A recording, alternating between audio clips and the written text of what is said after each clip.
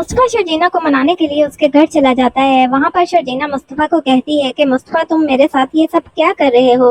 मुस्तफ़ा शर्जीना से कहता है कि जब से अदील यहाँ पर आया है मुझे ऐसा लगता है जैसे तुम पछता रही हो। जबकि शर्जीना कहती है कि मुस्तफ़ा तुम कैसी बातें कर रहे हो, अदील मेरी जिंदगी का वो चैप्टर है जिससे मैं कब का क्लोज कर चुकी हूँ। शर्जीना की बातें सुनकर मुस्तफ़ा को वाकई लगता है कि वो मुस्तफ़ा से बेहद मोहब्बत करती है और अदील से बहुत ज्यादा नफरत करती है।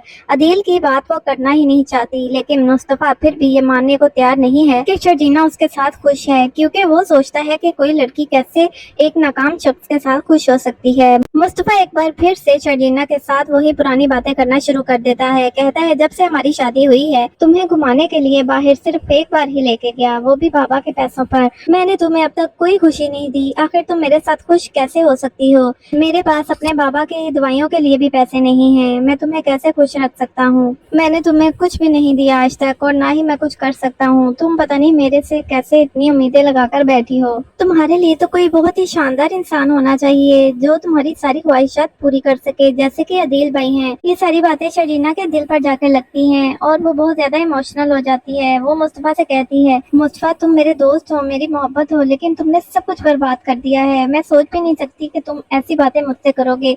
शर्जीना एक बार फिर से मुस्तफ़ा से नाराज हो जाती है और मुस्तफ़ा वापस आ जाता है। लेकिन ये एक बहुत अच्छी बात है कि मुस्तफ़ा को अपनी गलती का एहसास हुआ और वो मनाने के लिए शर्जीना के पास आया। लेकिन उसने फिर से वैसी बातें शुरू कर दी, क्योंकि बचपन से लेकर आज तक उसके साथ हमेशा ऐसी ही बातें की गई हैं, इसलिए मुस्तफ़ा ऐसी ही बातें करता है। लेकिन शर्जीना ऐसी बातें सुनना नहीं चाहती। जबकि दूसरी तरफ ड्रामे में बहुत ही इंटरेस्टिंग सीन आता है जहाँ पर रुबाब अदील से अपनी सैंडल मंगवाती है और उसे कहती है जाओ मेरे सैंडल तो लेके आओ, क्योंकि वो जानती है कि अदील उसके पैसों पर पल रहा है। इस वजह से वो अदील को मुलाजिम बनाकर उसने रखा हुआ है और अदील भी मुलाजमों की तरह उसका हर काम करता है। और जब रुबाब अदील से ये काम करवा रही होती है तो उसके माँ बाप वहीं पर बैठे होते हैं। अदील का बाप अपनी बीवी से कहता है कि ये शोहर से बात करने का कैसा तरीका है, मुलाजिम और शोहर में कोई तो फर्क होना चाहिए ना। तो अदील की माँ भी यहाँ पर खामोश हो जाती है, क्योंकि वो तो पहले ही रुबाब की साइड लेती है, लेकिन अब वो भी चुप की चुप रह जाती है, उसके पास कोई जवाब नहीं होता।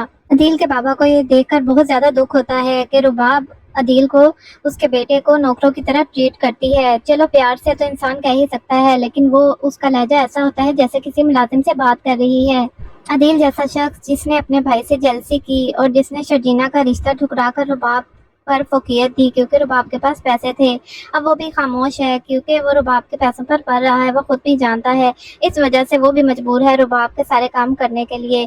यहाँ तक कि ऑफिस में भी उसके बारे में अजीब अजीब बातें लोग करते हैं कि ये अपनी बीवी का मुलाजिम है। ऑफिस में भी मुलाजमों के सामने अदील की बेइज्जती रुबाब करती रहती है। अदील तो अब आदी हो चुका है, लेकिन बहुत जल्द अदील को रुबाब मजा चखाएगी और इसको छोड़ देगी सड़कों पर धक्के खाने के लिए। फिर अदील को एहसास होगा कि उसके बाबा सही थे, मुस्तफ़ा सही था, उसने पैसों के लालच में अपनी इज्जत तक बेच दी है। जबकि दूसरी तरफ कुछ दिनों बाद शर्जीना भी घर वापस आ जाएगी, क्योंकि मुस्तफ़ा को अपनी गलती का एहसास हो चुका है और वो शर्जीना को मना लाएगा।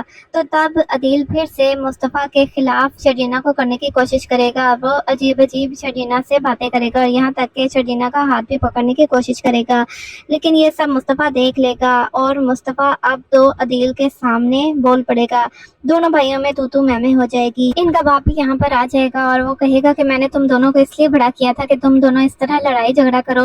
जबकि मुस्तफ़ा की माँ तो शर्जीना पर ही नाम लगाएगी, वो कहेगी दोनों भाइयों में लड़ाई सिर्फ शर्जीना की वजह से ही हो रही है। यहाँ पर मुस्तफ़ा शर्जीना के लिए स्टैंड लेगा और उसका हाथ पकड़ेकर अपनी माँ से कहेगा कि बस कर दे माँ, शर्जीना 24 घंटे नौकरों की तरह आप लोगों के काम करती रहती है, फिर भी कभी आपने उसकी अप्रिसिएशन के लिए एक भी लफ्ज नहीं कहा, बस अब बहुत हो गया। ये देखकर शर्जीना बहुत ज्यादा हैरान होती है और मुस्तफ़ा से कहती है मुस्तफ़ा मैं आज बहुत ज्यादा खुश हूँ। मुस्तफ़ा कहता है क्यों, तुम्हारी इंसल्ट हुई है इसलिए? वो कहती है नहीं, तुमने मेरे लिए स्टैंड लिया है, तुम मेरे लिए बोले हो। और शर्जीना यही तो चाहती थी कि जब लोग उसकी इंसल्ट करते हैं तो मुस्तफ़ा उसके लिए बोले, उसके हक के लिए आवाज उठाए। शर्जीना मुस्तफ़ा से कहती है कि मुस्तफ़ा पता है एक औरत अपने शोहर से क्या चाहती है, सिर्फ थोड़ा सा प्यार और उसका शोहर उसके हक के लिए बोले, बस यही चाहती है। तो आगे जाके आप देखेंगे कि मुस्तफ़ा और शर्जीना घर छोड़कर चले जाएंगे, क्योंकि उन लोगों को पता चल जाएगा कि इस घर में इन लोगों की जरा भी इज्जत नहीं है। शर्जीना जो मर्जी इस घर के लिए कर ले, 24 घंटे वो मुलाजम की तरह काम करती रहती है, लेकिन फिर भी कदर उसी मालदार औरत की है जो कि रुबाब है। इनके पास पैसा नहीं इसलिए इनकी कदर भी नहीं, जाहिर है पैसे ही की कदर की जाएगी, لیکن یہ مالدار عورت بہت جلد ان کو دھکے دے کر گھر سے نکال دے گی۔ عدیل کے ساتھ اس کے ماں باپ اس کے گھر چلے جائیں گے، لیکن وہاں پر رباب ان کو برداشت نہیں کر پائے گی اور انہیں دھکے دے کر نکال دے گی اور کہے گی کہ عدیل تم مجھے چیٹ کر رہے ہو اور اس گھر میں تمہارے کسی رشتے کے لیے جگہ نہیں ہے۔